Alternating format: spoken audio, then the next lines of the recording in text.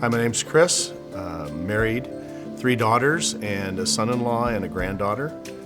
I teach U.S. history at Anderson Middle School in Millard, and I coach football and basketball.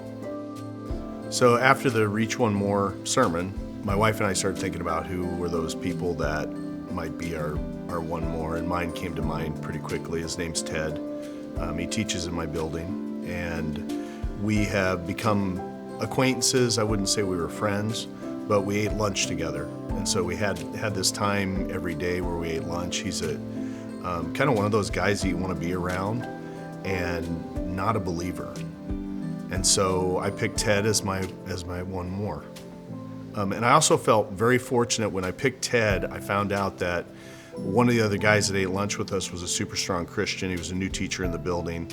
And then another guy that ate lunch was a Catholic, not practicing, but also kind of had some faith background.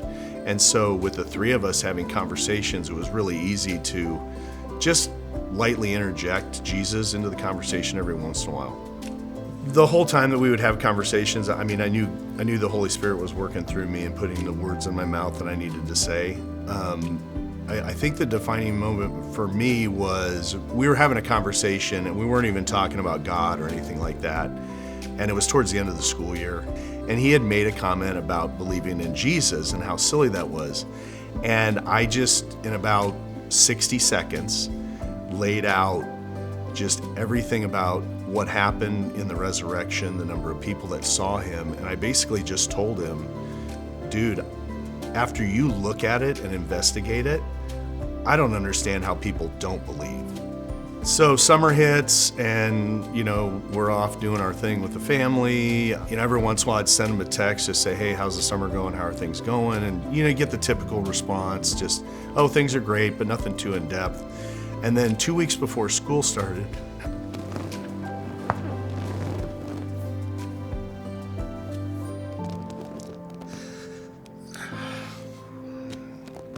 about 2 weeks before school started, I got a text message from him. The message was very basic, and it just said, God told me to text you. I found him over the summer. And I read that, I went to my knees, and I just started thanking God. All I did was have conversations with him and just boldly spoke truth. And God moved in his life. And my response, after I composed myself was, that's awesome. I can't wait to hear the story. Let's connect right away. And school started. And I was like, dude, what happened? And he kind of told me the story. There'd been a rough patch, and he had started listening to a podcast that somebody else had told him about. There was a pastor, and through that podcast, he started to learn a little bit more about God. And so since that time, we talk regularly at school. We prayed together, and it's been so cool to see that. And now he's praying for his wife and, family members to come to Christ. Yeah, Ted is now part of the faith. I call him a brother.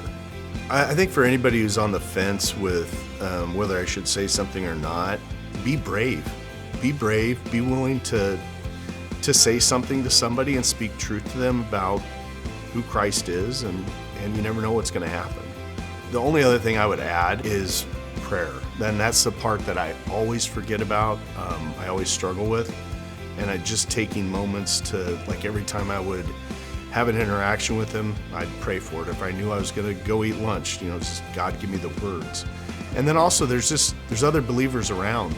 So all you're doing is just a little push, a little nudge, and there's gonna be other people. It's a team effort. And now, now I'm like, all right, who's next? Let's, who else can I put on my Reach One More? It was a great experience, and I'm just praying for the next one.